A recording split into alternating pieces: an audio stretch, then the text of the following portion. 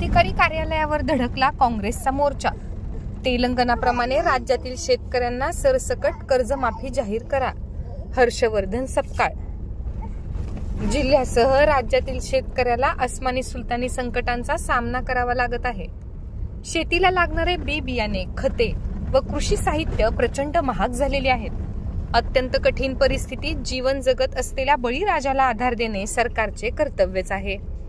तेलंगणातील काँग्रेस सरकारने शेतकऱ्यांना ज्याप्रमाणे संपूर्ण कर्जमाफी दिली, त्याप्रमाणेच महायुती सरकारनेही संकटात सापडलेल्या बळीराजाला सरसकट कर्जमाफी द्यावी अशी मागणी करत महायुती सरकारने कर्जमाफी केली नाही तर सत्तेवर येताच महाविकास आघाडी सरकार शेतकऱ्याला कर्जमाफी देईन असे आश्वासन अखिल भारतीय काँग्रेसचे सचिव हर्षवर्धन सपकाळ यांनी केले।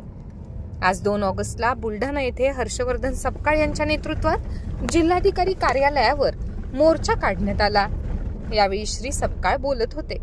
स्थानिक गर्दे हॉल येथून निघालेला मोर्चा शहरात भ्रमण करून जिल्हाधिकारी कार्यालयावर पोहोचल्यावर मान्यवरांची समायोजित भाषणे झाली। त्यानंतर मोर्चातील एका शिष्टमंडळाने जिल्हाधिकारी यांना निवेदन दिले।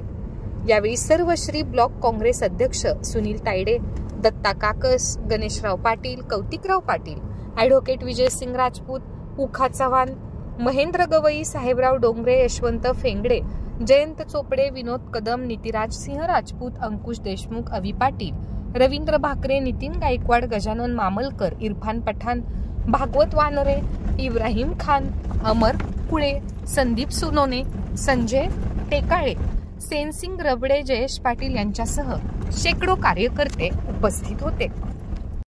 या संदर्भामध्ये राज्य सरकारने फार मोठी थट्टा शेतकऱ्यांची चालवलेली आहे। मोठ्या प्रमाणावर प्रीमियम हा सरकार भरतो आणि पीक विमा कंपनीशी हितसंबंध जोपासण्याच्या अनुषंगाने त्या ठिकाणी सरकारमधील जे मंत्री आहेत ते कमिशन खातात, त्या ठिकाणचे जे आमदार आहेत ते त्यामध्ये कमिशन घेतात आणि शेतकऱ्याच्या हातावर तुरी दिल्या जातात।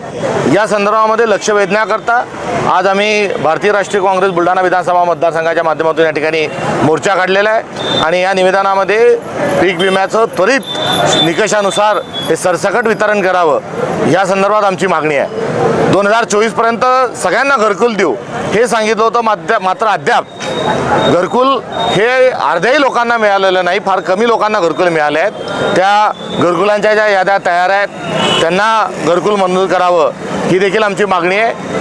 त्या ठिकाणी संसदेमध्ये शहीद परिवारातील राहुल गांधी यांच्या संदर्भात अत्यंत गलिच्छ जे वक्तव्य तो अनुराग ठाकूर बिकूर कोण आहे त्या मूर्ख खासदारांनी जे केलं त्याचाही आमचा निषेध आहे। ज्या व्यक्तीच्या वडिलांना या देशाच्या एकता अखंडतेसाठी बॉम्बस्फोटमध्ये त्यांचा मृत्यू झाला त्या जातीचे राहुल गांधी आहेत। ज्यांची आजी ही शहीद या देशाच्या एकता अखंडतेसाठी झाली त्या जातीचा राहुल गांधी आहे। ज्या पंडित जवाहरलाल नेहरूंनी आपल्या 200 कोटीपैकी भारत स्वतंत्र झाल्यावर 197 कोटी रुपये हे देशाला दान दिले त्या परिवारातील त्या जातीचा राहुल गांधी आहे आणि हे सांगत असताना त्या वक्तव्याचा मी निषेध करतो।